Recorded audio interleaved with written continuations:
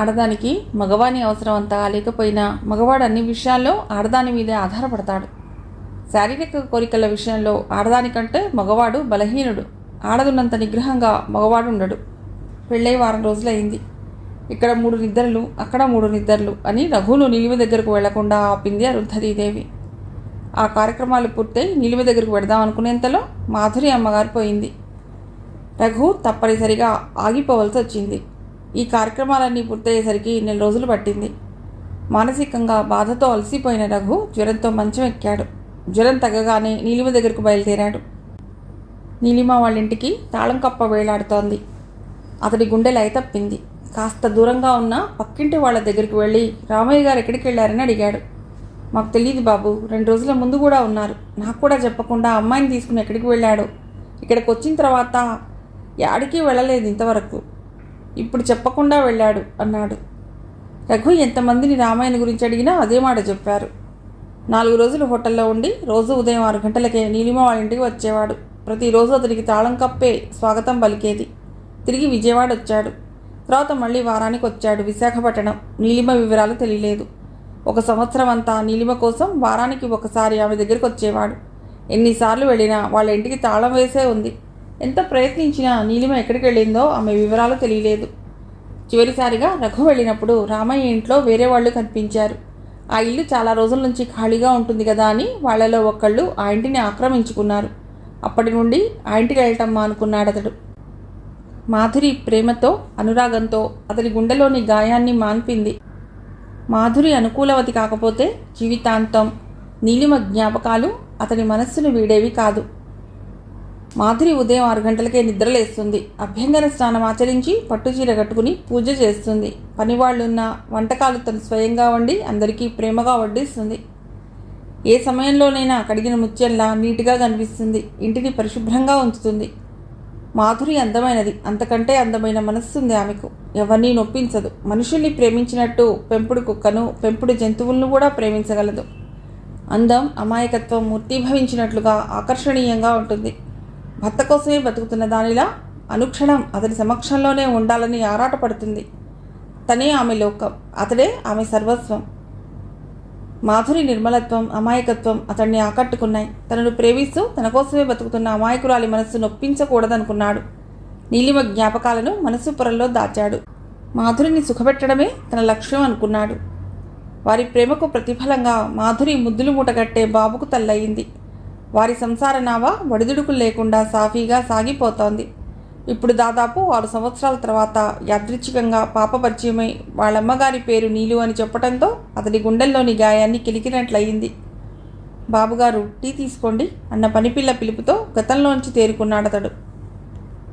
పశ్చిమాద్రికి చేరుకున్న సూర్యుడు అలసిపోయి సేద తీర్చుకుంటున్నాడు. ఆ నీరెండలో మాధురి దగ్గరుండి తోటమాలిచే పూల మొక్కలకు పాదులు తవ్వించి ఎరువు వేయిస్తుంది. రంగురంగుల పూలతో తోటంతా కళకళలాడుతోంది. చెట్లన్నీ పువ్వులతో నిండిపోయి వయస్సు వచ్చిన ఆడపిల్లల్లా అందంగా ఉన్నాయి. అతడు ఆమెకి దగ్గరగా వచ్చి నిల్చున్నాడు. భర్త చూస్తేనే వసంతంలో పూల మొక్కలు పుష్పించినట్లుగా భాషకందని భావాలతో ఆమె మేను పులకరిస్తుంది. తీయని తలపులు తరగల్లా వచ్చి తాకుతుంటే మధుర తరంగాల్లో ఆమె మనసు తేలిపోతుంది. ఆ ముఖంలో కనిపించే నిర్మలత్వం, ఆమె కళ్ళలో నిండుగా పొంగువారే అనురాగం చూసినప్పుడు ఒక్కోసారి అతని మనస్సు బరువుగా మూలుగుతుంది. ఏమిటండి అలా చూస్తున్నారు? ఈ పూల మొక్కల మధ్య వనరాణిలా కనిపిస్తున్నావు అన్నాడతడు నవ్వుతూ. కళ్ళెత్తి భర్త వైపు చూసింది మాధురి. సమ్మోహనపరిచే ఆమె చూపుల్లో కరిగిపోయాడు. ఆమె ప్రేమతో అతన్ని గెలుచుకుంది. ప్రేమే కానీ కామం తెలియని ఆమె భర్త మనస్సు గెలుచుకోగలిగిందంటే ఆమె నిష్కల్మషమైన ప్రేమ, అవధులు దాటిన అనురాగంతో గెలుచుకోగలిగింది. ఇద్దరూ లాన్లో కూర్చున్నారు. ఏమండి, 1 వారం నుండి మీలో ఏదో మార్పు కనిపిస్తున్నది. ఎందుకలా ఉంటున్నారు? ఏం జరిగింది? ఏం లేదు. కారణం లేకుండా ఎందుకలా ఉంటారు? ఆఫీస్లో వర్కర్స్తో ఏమైనా గొడవ వచ్చిందా? చెప్పండి. అలాంటిదేం లేదు అన్నాడు. అతడి గొంతు బరువుగా పలికింది. మళ్ళీ ఆ పాప జ్యోతి కనిపిస్తుందేమో అని వారం నుండి ప్రతిరోజు ఉదయం సాయంత్రం ఆ రోడ్డు మీద కారులో పిచ్చి పట్టిన వాడిలా తిరుగుతున్నాడు. ఆ పాప చెప్పిన గుర్తుల ప్రకారం స్కూల్ దగ్గరికి వెళ్ళాడు. ఆ 2వ రోజు నుండే దసరా సెలవులు కావటం వలన స్కూల్ మూసి ఉంది. ఆ పాపని మళ్ళీ చూడాలన్న తపన, నీలిమ కనిపిస్తుందేమో అనే ఆశ అతడికి మనశ్శాంతిని లేకుండా చేశాయి. చెప్పానుగా కారణం ఏమీ లేదని. రఘు గొంతులో విసుగుదల కనిపించింది. మాధురి కళ్ళల్లో చివ్వున నీళ్లు చిమ్మాయి. ఐఎమ్ సారీ మాధురి అన్నాడు. నేను మీ భార్యని. మీరు లేదన్నంత మాత్రాన మీ మనసులోని బాధను కనిపెట్టలేనా అంది మాధురి కన్నీళ్లతో. రఘుకు అయోమయంగా ఉంది. మాధురికి ఏమని సమాధానం చెప్పాలో, ఆమెను ఎలా ఓదార్చాలో అర్థం కాలేదు అతడికి. ఆమెకు ఎదురుగా ఉంటే ఇంకేం ప్రశ్నలు వేస్తుందో అని ఏదో పనున్నట్లు అక్కడి నుంచి లోపలికి వచ్చాడు. మాధురి మనస్సు చిన్నపోయింది. ఆమె మనసులో ఎన్నో అనుమానాలు తలెత్తాయి.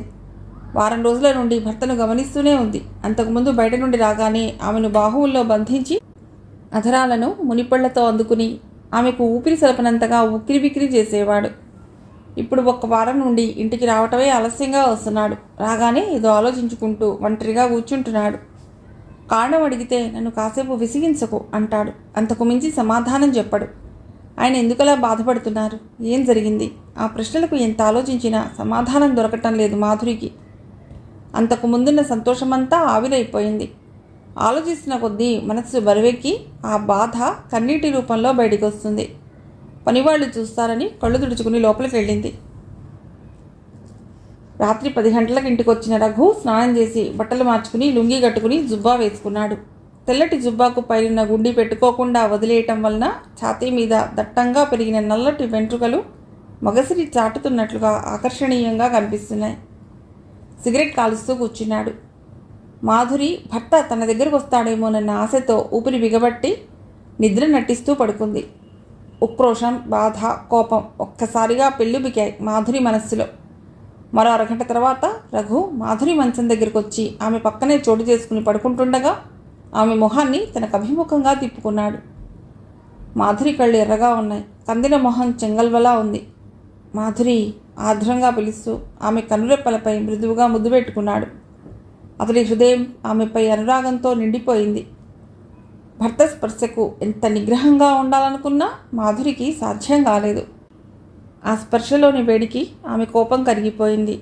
ఉద్వేగం కలిగించింది. నరాల్లోని రక్తం వేడిగా ప్రవహించసాగింది. ఏదో బాధ నరాలను తీయగా మీటుతుంటే భర్త మెడ చుట్టూ చేతులు వేసింది. అందమైన అధరాలు చిరునవ్వుతో విడిపడ్డాయి. ఏమండి, మీ ప్రేమలో నాకేమాత్రం మార్పు కనిపించినా నేను భరించలేనండి. నేను బతుకుతున్నది మీకోసం. ఆడది మగవాడిని ప్రేమించినంతగా మగవాడు ఆడదాన్ని ప్రేమించలేడు.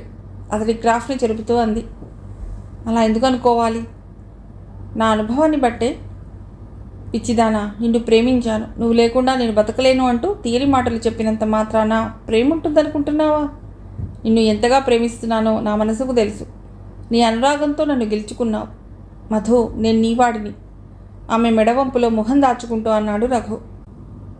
మాధురి కళ్ళు కాంతివంతమయ్యాయి. మనసులోనే భర్తకు హృదయాంజలి అర్పించింది. ఆమె మధురాధరాలను చుంబిస్తూ ఆమె మాట్లాడేందుకు అవకాశం ఇవ్వలేదు రఘు. ఆ రోజు జ్యోతి నీలిమ దగ్గరకు వచ్చింది. జరిగిందంతా చెప్పింది. చివరగా జ్యోతి చెప్పిన మాట నీలిమ అంతరంగాన్ని అల్లకల్లోలం చేసింది. అమ్మా, నీ పేరు నీలు కదూ అడిగింది జ్యోతి. అవునమ్మా అంది నీలిమ. మరి ఆ కారతను మీ అమ్మ పేరు నీలిమ కదూ అని అడిగాడు.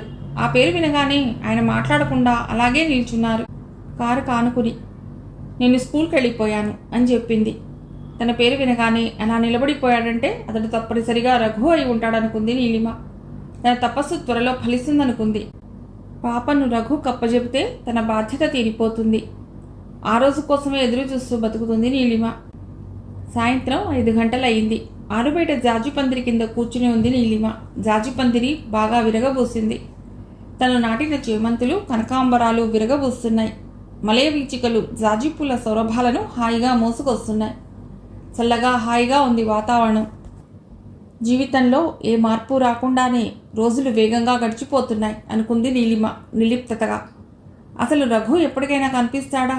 జ్యోతిని తన కూతురుగా అంగీకరిస్తాడా? లేక కాదని తిరస్కరిస్తాడా? కాదంటే ఏం చేయాలి? నన్ను మోసం చేసి నా శీలాన్ని దోచుకుని నన్ను నా కర్మానికి వదిలివేసి వెళ్ళిన అతడు ఈ బిడ్డను తన బిడ్డగా స్వీకరిస్తాడా? అయినా నా పిచ్చిగాని నా ప్రయత్నం నేను చెయ్యాలి. అష్టైశ్వర్యాల్లో మునిగి తేలుతూ పెరగవలసిన తన కూతురు నాకు పుట్టిన నేరానికి దరిద్రాన్ని అనుభవిస్తుంది. రఘు నన్ను ఎందుకు మోసం చేశాడో ఇప్పటికి కూడా నాకు అర్థం కాదు. అతనికి నా మీద ప్రేమ ఉందనుకుని నేను భ్రమపడ్డానేమో. ఇన్ని రోజుల తర్వాత ఒకవేళ కనిపించినా నన్ను, నా బిడ్డలను అంగీకరిస్తాడా? ఏమో, అతడు పెళ్లి చేసుకుని భార్యాపిల్లలతో హాయిగా కాపురం చేసుకుంటున్నాడేమో. ఎందుకో రఘు అలా చేస్తాడంటే నా మనస్సు నమ్మలేకపోతోంది. ఏ పరిస్థితుల వల్ల రఘు నా దగ్గరికి రాలేకపోయాడో. అతడికి దూరంగా ఉంటూ నేను అతడి కోసం ఎంతగా తప్పిస్తున్నాను. ఆయన కూడా నా కోసం అలాగే తప్పిస్తూ ఎదురు చూస్తున్నాడేమో. నిజంగా అంత ప్రేమే నా మీద ఉంటే నన్నెందుకు అన్యాయం చేస్తాడు? వారానికి వస్తానన్న మనిషి 3 నెలలు గడిచినా జాడ తెలియకుండా ఎందుకు మోసం చేస్తాడు? తాళిగట్టని మగవాడికి భార్యగా, తండ్రి ఎవరో చెప్పుకోలేని బిడ్డకు తల్లిగా ఎన్ని అవమానాలు పొందాను, ఎన్ని బాధల్ని భరించాను. అనుకోగానే నీలిమ కళ్ళల్లో గతం కదలాడింది. రఘు వెళ్ళిన దగ్గర నుండి ప్రతి క్షణం ఒక యుగంలా అతడి కోసం ఎదురు చూసింది. అతి భారంగా నెలలు గడిచాయి. ఆశ సన్నగిల్లుతున్నా అతడి కోసం ఎదురు చూడటం మానలేదు. మరో నెల గడిచింది. ఆ వెన్నెల రాత్రి తనను రఘు కర్పించుకున్నందుకు తల్లిని కాబోతున్నానని తెలుసుకున్న నీలిమ మనస్సు తల్లడిల్లిపోయింది. ఒకవైపు రఘు మోసం చేశాడన్న బాధ, మరోవైపు ఈ విషయం తెలిస్తే వాళ్ళ బాబా ఏమైపోతాడోనన్న భయం. తను తల్లిని కాబోతున్నానన్న విషయం వాళ్ళ బాబాకు తెలిస్తేనన్న రఘును వెతికి తీసుకొస్తాడేమోనన్న ఆశతో జరిగిన విషయం వాళ్ళ బాబాకు చెప్పింది. ఆ క్రితం రోజే పెళ్లి కాకుండా కాలు జారిందని జాలరి కుటుంబంలోని ఒక అమ్మాయిని వెలివేశారు. జాలరి కుటుంబాల్లోని పెద్దలు ఆ అమ్మాయి ముఖం మీద ఉమ్మేసి అనకూడని మాటలంటూ అసహ్యించుకుంటుంటే రామయ్య మూగగా కన్నీళ్లు కార్చడం తప్ప ఏమీ చేయలేకపోయాడు. ఇప్పుడు అదే స్థితి తన కూతురుకొచ్చింది. తను 15 సంవత్సరాల నుండి వాళ్లలో ఒక మనిషిగా వాళ్ళ మధ్యన ఉంటున్నాడు. వాళ్ళ కుటుంబంలోని అమ్మాయికి జాలి చూపకుండా అంత కఠిన శిక్ష విధించినప్పుడు తన కూతురుకు మాత్రం ఎందుకు విధించరు? తనను మాత్రం ఎందుకు వెలివేయరు? ఇంతకాలం నుండి వాళ్ళ మధ్య తనెంతో గౌరవంగా బతుకుతున్నాడు. ఇప్పుడు ఈ అవమానాన్ని భరించలేడు. రఘును వెతుక్కుంటూ వెళ్ళినా ప్రయోజనం ఉండదు. ఎందుకంటే ధనవంతులకు పేదవాళ్ల బాధ అర్థం కాదు. లక్షల కట్నంతో వచ్చే కోడలు కావాలనుకుంటారు కానీ తన కూతురు లాంటి పేద పిల్లను వాళ్ళు కోడలుగా చేసుకోవటానికి అంగీకరించరు. వాళ్ళ దగ్గరికి వెళ్ళి ఆ అవమానాలు పొందే కంటే వెళ్లకుండా ఉండటమే మంచిది. నీలిమకు ఇప్పుడు అతడు ఎప్పటికైనా వస్తాడేమోనన్న ఆశ అయినా ఉంది. ఇక రాడు అన్న నిజం తెలిస్తే ఆమె బతకలేదు. అందుకే ఒక నిర్ణయానికి వచ్చి తన అన్న దగ్గరికి ఖమ్మంకు వచ్చాడు నీలిమను తీసుకుని. నీలిమను కంటికి రెప్పలా చూసింది రామయ్య వదిన. రామయ్య అన్నగారు పోయి 2 సంవత్సరాలైందిట. రామయ్య ఆచూకీ తెలియకపోవటం వలన కబురు చేయలేదిట. పిల్లలు లేని రామయ్య వదిన నీలిమను కన్నబిడ్డ కంటే ఎక్కువగా చూస్తూ ఆమెకు తల్లి ప్రేమను అందించింది. నీలిమకు నెలల నుండి ఆడపిల్ల పుట్టింది. నీలిమ తన కూతురుకు జ్యోతి అని పేరు పెట్టుకుంది.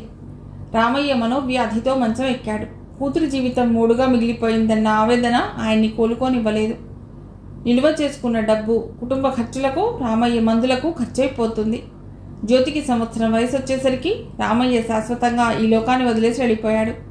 నీలిమ పడ్డ బాధ వర్ణించనల్లవి కానిది. దురదృష్టం నీలిమను వెంటాడుతూనే ఉంది.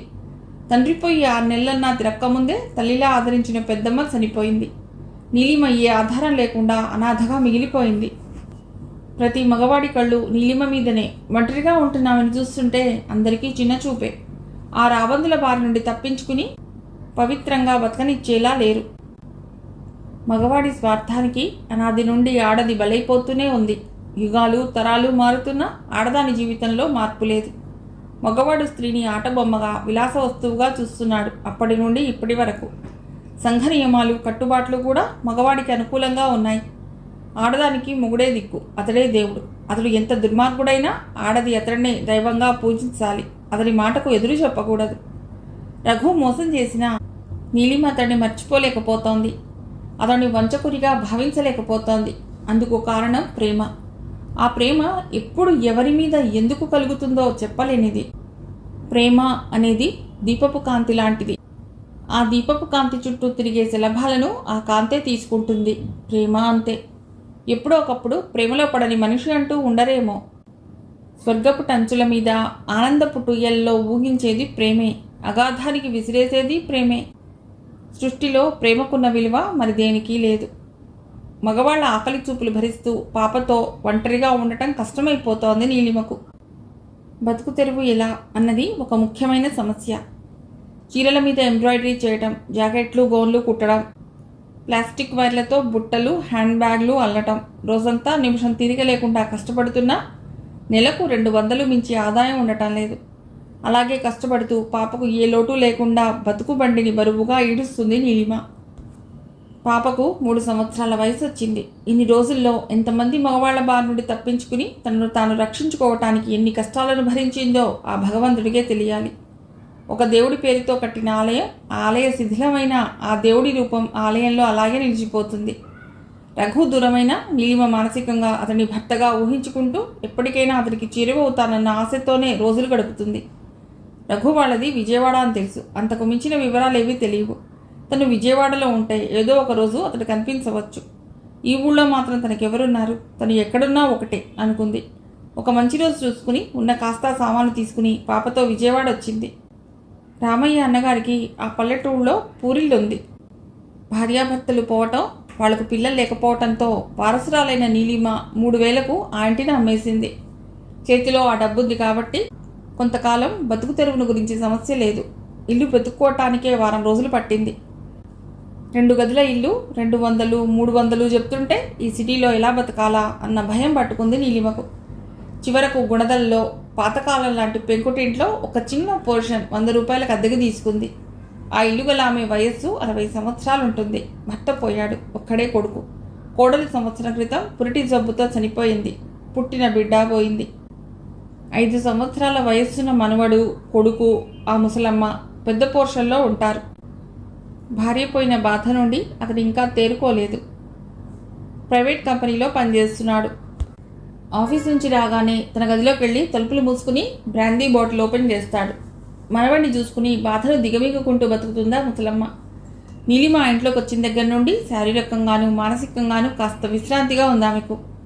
నీలిమ రాకముందు ఉదయాన్నే లేచిన దగ్గర నుండి తను చేసే పాచి పనులన్నీ ఇప్పుడు నీలిమే చేస్తుంది. ఉదయం 6 గంటలు అయ్యేసరికి ఇంటి ముందు ఊడ్చి నీళ్లు జల్లి ముగ్గులు పెడుతుంది.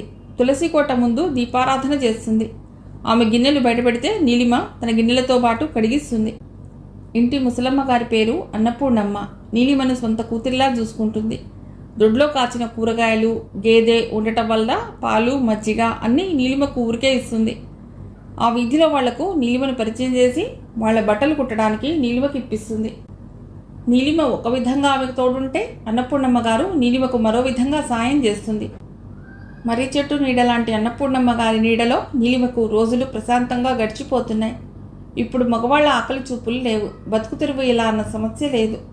ప్రశాంతంగా ఉన్న మానస సరోవరంలో రాయి విసిరినట్టుగా జ్యోతి చెప్పిన విషయంతో నీలిమ మనస్సు అల్లకల్లోలం అయింది. ఇల్లు గల ఆమె కొడుకు గేట్ తీసుకుని లోపలికి వస్తుంటే ఆలోచనలకు బ్రేక్ వేసి నీలిమ లేచి తన పోర్షన్ వైపు వెళ్ళింది. అన్నపూర్ణమ్మ గారి అబ్బాయి మధుకర్. అతడు కాలేజీలో చదువుకునేటప్పుడు గీత అనే అమ్మాయిని ప్రేమించి పెళ్లి చేసుకున్నాడు. పెళ్ళైన సంవత్సరమే బాబు పుట్టాడు.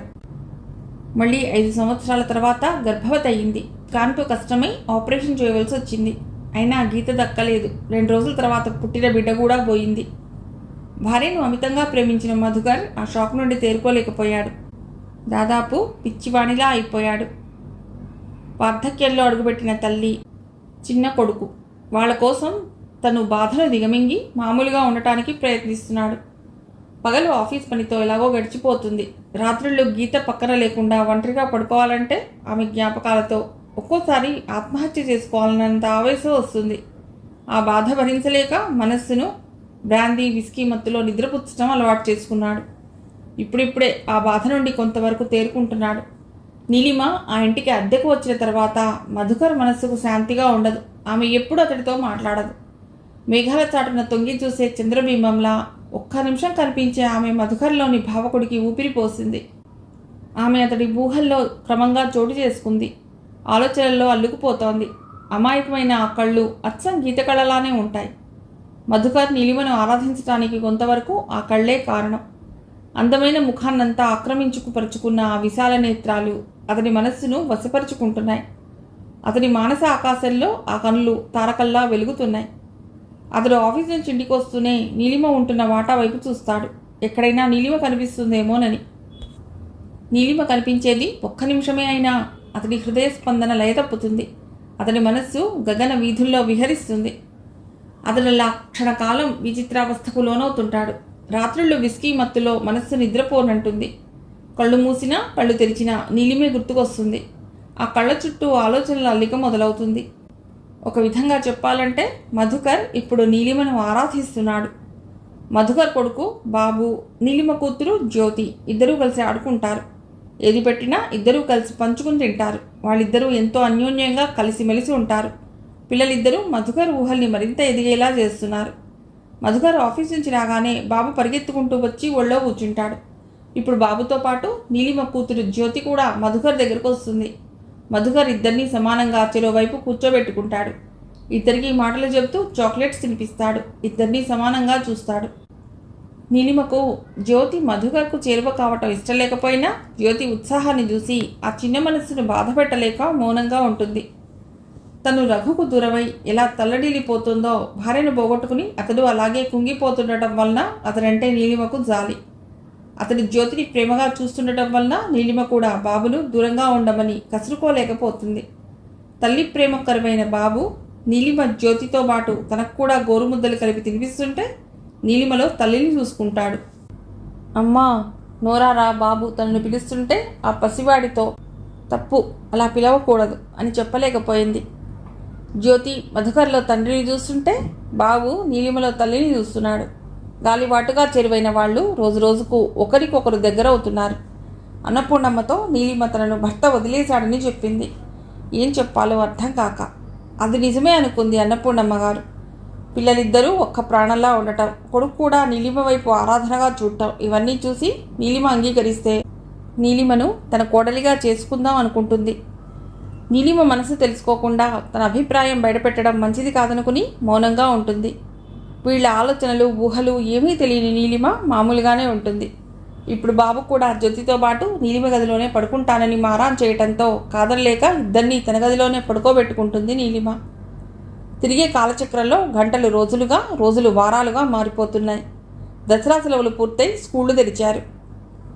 ఆ రోజు శనివారం. బాబు కాన్వెంట్లో చదువుకుంటున్నాడు. జ్యోతి మామూలు వీధిబడిలో చదువుకుంటుంది. బాబు 3 సంవత్సరాల వయసు నుండే ఇంగ్లీష్ మీడియంలో చదువుతున్నాడు. పాపను కూడా బాబుతో పాటు కాన్వెంట్లో చేర్చాలని ప్రయత్నించాడు మధుకర్. నీలిమ ఒప్పుకోలేదు. ఆ సంవత్సరం కాన్వెంట్లో సీటు దొరకలేదు. అందుకని పాప ఆ స్కూల్లోనే చదువుకుంటుంది. 4:30 కల్లా బాబు కాన్వెంట్ బస్సులో ఇంటికి వస్తాడు. పాప మరో 10 నిమిషాలు ఆలస్యంగా వస్తుంది. ప్రతి శనివారం మనవడిని తీసుకుని అన్నపూర్ణమ్మ గారు సాయంత్రం పూట దేవాలయానికి వెడుతుంది. ఆ రోజు కూడా బాబుని తీసుకుని ఆమె దేవాలయానికి వెళ్ళింది. శని ఆదివారాలు మధుకర్ క్లబ్కి వెడతాడు. సాయంత్రం 5 గంటలయ్యింది. పాప కోసం ఎదురు చూస్తూ నీలిమ వరండాలోనే కూర్చుని వైరుబుట్టాలుతుంది. గేటు చప్పుడైతే పాప వస్తుందేమో అని నీలిమ చూపులు గేటు వైపే తిరిగాయి. పాపనెత్తుకుని లోపలికి వస్తున్న అతన్ని చూసి కనురెప్పలు వేయటం మర్చిపోయింది నీలిమ. హుందాగా రాజసం పుట్టిపడేలా నడుస్తున్న ఆ నడక ఎవరిది? మనస్సు అట్టడుగు పొరల్లో దాగి ఉన్న రఘు రూపం కళ్ల ముందు నిలిచింది. రఘులో ఈ 5-6 సంవత్సరాల్లో పెద్ద మార్పేం రాలేదు. అంతకుముందు ఎత్తుకు తగిన లావుతో ఉండేవాడు. ఇప్పుడు బాగా లావయ్యాడు. ఆమె నరాల్లో రక్తం వేగంగా ప్రవహిస్తుంది. పాదాలు నేలకంటుకుపోయినట్టుగా అక్కడి నుండి అడుగు కదపలేకపోయింది. బొమ్మల రఘు వైపు చూస్తూ నిల్చుంది. గొంతు తడారిపోయినట్టుగా నాలుక పిడిసగట్టుకుపోయింది. భావోద్రేకంతో అధరాలు కంపిస్తున్నాయి. మనస్సు శరీరం విచిత్రావస్థకు లోనయ్యింది. వాళ్ల వైపు చూస్తూ అలాగే నిల్చుంది. రఘు నీలిమకు దగ్గరగా వచ్చి నిల్చున్నాడు. నీలిమకు రఘు తప్ప పరిసరాలు కనిపించడం లేదు. ఇంచుమించు అతడి పరిస్థితి కూడా అలాగే ఉంది. ఆ స్థితి నుండి ముందుగా తేరుకున్న రఘు నీలిమ అన్నాడు ఆర్ద్రతగా.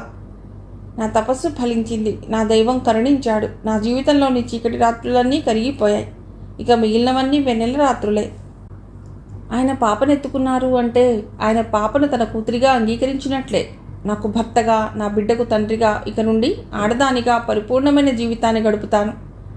ఈ 5 సంవత్సరాల్లో 100 ఏళ్ల జీవితంలోని కష్టాలన్నీ అనుభవించాను. ఇక నుండి అంతా సుఖమే అనుకుంటే భావోద్రేకంతో కళ్ళల్లో నీళ్లు తిరిగాయి నీలిమకు. కూర్చోండి అంది తడబడుతూ మంచం వైపు చూపించి. రఘు పాపను వడిలో కూర్చోబెట్టుకుని మంచం మీద కూర్చున్నాడు. చక్కనమ్మ చిక్కిన అందమే అని సన్నబడిన నీలిమ ఎంతో అందంగా ఆకర్షణీయంగా ఉంది.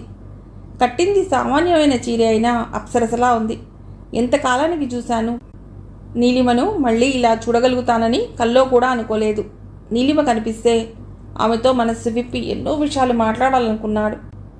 గొంతు పట్టేసినట్టుగా ఒక్క మాట కూడా మాట్లాడలేకపోతున్నాడు. ఏనాడో వదిలినా నేను ఇంకా ఆమె గుర్తున్నానా? నన్ను మర్చిపోలేక బాధపడుతుందా? మర్చిపోయి మామూలుగా ఉంటుందా? ఆ విషయం అడగాలన్నా ఇప్పుడే అడిగితే ఏమనుకుంటుందో అన్న భయంతో అడగలేకపోయాడు. నీలిమా అంటూ అతడి పెదవులు అస్పష్టంగా పలుకుతున్నాయి. ఎందుకు నీలిమా? దూరంగా ఎందుకు పారిపోయావు? రఘు అడిగిన ప్రశ్నకు నిర్లిప్తతతో నిండిన చిరునవ్వు ఒక్క నిమిషం ఆమె పెదవుల మీద కదలాడి మాయమైంది. చూడండి, మీ అంత తెలివైన దాన్ని కాదు నేను. అడగవలసింది నేను. ఎందుకు నన్ను మోసం చేశారు? మీరు అడిగిందే తడవుగా మనసుతో పాటు శరీరాన్ని కూడా మీకు అర్పించానే. అందుకేనా నాకు ఇంత ద్రోహం చేశారు? మీ మగవారు ఏం మాట్లాడినా చెల్లుతుంది, ఏమన్నా చెల్లుతుంది. ఉన్న ఒక్క మనస్సు మీకు అర్పించి ఏమీ లేని పిచ్చిదాన్నయ్యాను అంటూ కోపంలో రఘు వెళ్ళింది మొదలు. తను అతడి కోసం ఎంత ఎదురు చూసింది, తల్లిని కాబోతున్నానని తెలుసుకుని ఎంత భయపడింది మొదలుకొని అప్పటి నుండి ఇప్పటి వరకు దాచకుండా తన జీవితం అంతా అతడికి వినిపించింది నీలిమ. అది వింటూ బొమ్మలా కూర్చున్నాడు రఘు. అతడి కళ్ళల్లో 2 వెచ్చటి కన్నీటి చుక్కలు నిలిచాయి. నేను కావాలని అలా ప్రవర్తించలేదు నీలిమ. జరిగింది తెలియక నువ్వు నన్ను అపార్థం చేసుకున్నావు అంటూ తను విజయవాడ వెళ్ళటం, వాళ్ళ నాన్నగారితో ఘర్షణ పడటం, మాధురి అమ్మగారి స్థితి, ఆ పెళ్లి తప్పించుకోలేకపోవటం, తర్వాత సంవత్సరం వరకు నీలిమ కోసం వెతకటం అన్నీ విపులంగా చెప్పాడు. అతడు చెప్పింది వింటూ కొయ్యబారిపోయింది. ఆమె నెత్తిన పిడుగుల వర్షం కురుస్తున్నట్లుగా ఉంది. తను ఊహించిందేమిటి? అతడి గురించి తను ఎంత నమ్మకాన్ని ఏర్పరచుకుంది? నన్ను కోడలిగా చేసుకోవటానికి వాళ్ళ అమ్మా నాన్న అంగీకరించలేదేమో, అందుకే ఆలస్యమైందేమో. ఆయన త్వరలో వస్తారని చెప్పినా బాబా వినకుండా నన్ను అక్కడి నుంచి తీసుకొచ్చేశాడు. రఘు అక్కడికి వస్తాడు, నా ఉనికి తెలియక తప్పించిపోతాడు. నా కోసం నన్ను ప్రేమించినందుకు నా ఉనికి తెలుసుకునేంత వరకు పెళ్లి చేసుకోకుండా అస్కలిత బ్రహ్మచారిగా గడుపుతాడు. నాకే అంకితమైపోయిన ఆయన మనస్సులో మరో ఆడదానికి చోటుండదు అని ఇప్పటి వరకు అతడి గురించి ఎంతో గొప్పగా ఊహించుకుంది. తన ప్రాణంలో ప్రాణమైన అతడు పెళ్లి చేసుకున్నాడు. అతడు భార్యను అమితంగా ప్రేమిస్తున్నాడు. అతడికి ఒక బాబు కూడా ఉన్నాడు. అతడికి తనదంటూ ఒక సంసారం ఉంది. ఈ భయంకరమైన నిజాన్ని ఆమె మనస్సు నమ్మలేకపోతోంది. కాళ్ళ కింద భూమి 2గా చీలి తను పాతాళంలోకి కూరుకుపోతున్నట్లుగా ఉంది. నీలిమ తనను ఇప్పటికీ ఎంతగా ప్రేమిస్తుందో, తను చెప్పే మాటలు ఆమె మనసులోని గాయాన్ని కెలుగుతూ ఆమెను ఎలా చిత్రవధ పెడుతున్నాయో అర్థం చేసుకోలేని రఘు తన ధోరణిలో తను చెప్పుకుపోతున్నాడు. నీలిమ మొహంలోకి చూస్తూ తను చెప్పే మాటలు చెప్పలేక ఆరుబయట విరగబూస్తున్న పున్నాగ చెట్టుకేసి చూస్తూ చెప్తున్నాడు. అందువల్ల ఆమె మొహంలోని భావాలను అతడు గమనించలేదు. సృష్టిలో డబ్బుతో సంపాదించుకోలేనివి, కావాలనుకున్నా పొందలేనివి 2 ఉన్నాయి. అవే ప్రేమ, అనురాగం. అవి కరువైన మనిషి గుండెలు ఎంతగా మండిపోతాయో ప్రత్యక్షంగా అనుభవించిన వాళ్ళకు మాత్రమే అర్థమవుతుంది. ప్రేమించడం చాలా తేలిక. ప్రేమించడం ఎంత తేలికో ప్రేమించబడ్డం అంత కష్టం. నీలిమ నరాల్లోని రక్తం మరిగి వెచ్చటి ఆవిర్లు చిమ్ముతుంది అతడు చెప్పే మాటలకు. ఆమె స్థితి గమనించని అతడు చెప్పుకుపోతూనే ఉన్నాడు. నీలిమ, మాధురి అందానికి నేను ఆకర్షితుడిని కాలేదు. ఆమె ప్రేమకు లొంగిపోయాను. నన్ను ఎంతగా ప్రేమిస్తుందో మాటలతో చెప్పలేను. ఆమె ప్రేమలో, అనురాగంలో నా బాధలు మర్చిపోగలిగాను. ఆమెకు నేనే దైవం. నేనేం చెప్పినా వింటుంది. నా మాటను శిరసా వహించడమే తప్ప ఎందుకు, ఏమిటి అని కూడా ప్రశ్నించదు. భగవంతుడా, నువ్వు అసలు ఉన్నావా? ఉంటే నేనేం పాపం చేశానని నన్ను ఇలా సమస్యలతో బాధ పెడుతూ వేధిస్తున్నావు? ఇన్ని సంవత్సరాల నుంచి నేను తప్పిస్తూ ఎదురు చూసింది ఈ మాటలు వినటానికా? తనను అమితంగా ప్రేమించే ఆడదానితో ఒక మగాడు ఆడదాని గురించి గొప్పగా చెప్తుంటే ఆడదాని గుండెలు ఎలా బద్దలవుతాయో ఈయనకు తెలీదా? ప్రేమించిన మగవాడిని మరో ఆడదానికి అర్పించినట్టు సినిమాల కోసం కథలల్లుతారే తప్ప నిజ జీవితంలో మనస్ఫూర్తిగా ప్రేమించిన ఏ ఆడది తన ప్రియుడిని మరోదానికి అర్పించలేదు. మనసారా ప్రేమించిన ఆడదానికి ప్రియుడే ఊపిరి. ఆ ఊపిరిని మరో మనిషికి దానం చేసి ఆ మనిషి బతుకగలదా? ప్రేమే ఆమె సర్వస్వం, ప్రియుడే ఆమె లోకం అనుకున్న ఆడది ప్రియుడిని త్యాగం పేరుతో దానం చేసి ఎలా బతకగలుగుతుంది? ఏ ఆశతో బతుకుతుంది? ఆయన మనసులో మరో ఆడదాని నీట పట్టం కూడా సహించలేనే. ఆయన మరో ఆడదానితో కాపురం చేస్తున్నారన్న భయంకర నిజాన్ని భరిస్తూ నేను ఎలా బతకాలి? ఆమె ఎంత అనురాగమూర్తో, తననెంత ప్రేమిస్తుందో ఈయన వర్ణించి చెప్తుంటే నా శరీరాన్ని ముక్కలుగా తరుగుతున్నట్లుగా ఉందని, పదునైన బాకుతో నా గుండెల్లో పొడుస్తున్నట్లుగా ఉందని ఎలా చెప్పను? ఈ మాత్రమైనా అర్థం చేసుకోలేరా? లేక కావాలని చెప్తున్నారా? మగవాని మనస్సు అంత చంచలమా? ఆడది ప్రేమకు కట్టుబడి ఉన్నంతగా మగవాడు ఉండలేడా? ఆడదానికి ఉన్న నిగ్రహం మగవానికి ఉండదా? నేనెంత పవిత్రంగా ఆయన కోసం ఉంటున్నానో, అయినా నేనెంత పిచ్చిదాన్ని. ఒక్కసారిగా చెప్తే మాధురి ఈ విషయాన్ని భరించలేదు. ఆమెకు మన విషయం నిదానంగా నచ్చచెప్తాను నీలిమా. అప్పటి వరకు నీకు ఈ అజ్ఞాతవాసం తప్పదు. 6 సంవత్సరాల తర్వాత కనిపించిన ప్రియుడు నా భార్య అమాయకురాలు, ఈ విషయం భరించలేదు, నిదానంగా చెప్తాను, అప్పటి వరకు నువ్వు దూరంగా ఉండు అని చెప్తే ఏ ఆడది భరించగలదు? నీలిమ కళ్ళు శ్రావణ మేఘాల్లా వర్షిస్తున్నాయి. నన్ను క్షమించు నీలిమ, నువ్వెప్పటికీ నా నీలిమవే, నా మాట నమ్ము, నాకు నువ్వు కావాలి అని రఘు అంటుంటే ప్రేమ భావంతో గొంతు గద్గదికమైంది. బాధతో మనస్సు పిండినట్లుగా ఉంది నీలిమకు. ఆమె చెల్లించిపోయింది. అతన్ని గుండెల్లోకి తీసుకుని ఓదార్చాలనిపించింది. ఆ భావం ఒక్క క్షణం మాత్రమే.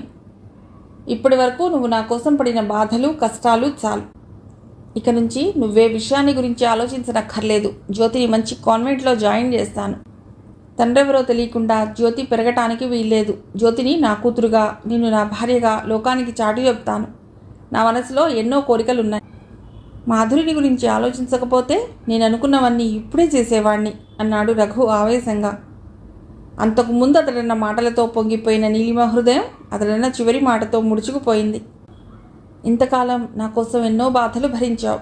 ఈ కొద్ది ఎడబాటును భరించు. నేను నా ఇంటికి తీసుకెడతాను. వాళ్ళిద్దరూ మాట్లాడుకుంటూ ఉండగానే మధుకర్ ఇంటికొచ్చాడు. సామాన్యంగా శని ఆదివారాలు రాత్రంతా పేకాటలోనే మునిగి తేలుతుంటాడు. బాగా తలనొప్పిగా ఉండి కూర్చోలేక ఇంటికొచ్చాడు. రాగానే అతడి చూపులు అలవాటు ప్రకారం నీలిమ వాటా వైపు మళ్ళాయి. అక్కడ కూర్చునున్న రఘుని చూసి ఈ కొత్త వ్యక్తి ఎవరా అన్నట్లుగా ఒక్క క్షణం నిల్చుని చూసి లోపలికి వెళ్ళాడు. భోజనం చేసేడతారా అంది నీలిమ. ఆమె పవిత్ర భారతదేశంలో పుట్టిన స్త్రీ. అందుకే అతడి మాటలు ఈటెల్లా బాధిస్తున్నా ఆ మాట అనగలిగింది. వంట చేయాలా? 5 నిమిషాల్లో చేస్తాను అంది. ఆమె కళ్ళల్లో కనిపించిన అభ్యర్థనను చూసి చాలా ఆకలిగా ఉంది, నువ్వేం పెట్టినా తింటాను అన్నాడు చిరునవ్వుతో. ఇప్పుడే వస్తాను అంటూ లోపలికి వచ్చిన నీలిమతో బాటే రఘు కూడా లోపలికి వచ్చి పీట వాల్చుకుని కూర్చున్నాడు. నీలిమ స్టవ్ అంటించి వడియాలు అప్పడాలు వేయించి ఆమ్లెట్ వేసి ఉదయం పెట్టిన సాంబారు వెచ్చజేసి రఘుకు పాపకు భోజనం వడ్డించింది. ఎప్పుడూ ఖరీదైన డైనింగ్ టేబుల్ మీద భోజనం చేసే రఘు పీట మీద కూర్చుని నీలిమ ప్రేమగా కొసరి వడ్డిస్తుంటే పాపతో కలిసి తృప్తిగా భోంచేశాడు. టైము రాత్రి 8 గంటలయింది. రఘుకు నీలిమను ఒక్కసారి తనివి తీరా హృదయానికి హత్తుకుని తృప్తిగా ఆమె అధరాలను చుంబించాలనుంది. అతడి మనసులోని కోరికను కనిపెట్టినట్టుగా నీలిమ అందుకు అవకాశం ఇవ్వకుండా పాపను దగ్గర కూర్చోబెట్టుకుని పాపకు కొత్తగా ఉంది రఘు వాళ్ళింటికి రావటం. నిద్రపోకుండా ఆల్చిప్ప లాంటి కళ్ళతో నీలిమను రఘును మార్చి చూస్తూ కూర్చుంది. టైం 10 గంటలు కావస్తోంది. ఇంటి దగ్గర మాధురి ఎదురు చూస్తూ ఉంటుంది. ఇటు నీలిమని వదిలి వెళ్ళాలనిపించడం లేదు. ఆలోచిస్తూ కూర్చున్నాడు. ఏమండి, మీ భార్య మీకోసం ఎదురు చూస్తుంటుందేమో, వెళతారా అంది నీలిమ. కాస్త ఆలస్యంగా వెళితే చాలు, కడివెడు కన్నీరు కారుస్తుంది అంటూ లేచాడు రఘు. రఘు వెళ్ళిపోయిన తర్వాత చాలాసేపు ఆలోచిస్తూ కూర్చుంది నీలిమ. ఏటో ఈ మగవాళ్ళ తీరు అర్థం కాదు. నీకు దూరంగా ఉండలేనంటూనే మాధురి ఎదురు చూస్తుంది అని పరుగులు పెడుతున్నారు. ఆయన్ని ఎలా అర్థం చేసుకోవాలో నాకు అర్థం కావటం లేదు. మిగిలిన కథ తర్వాతి భాగంలో.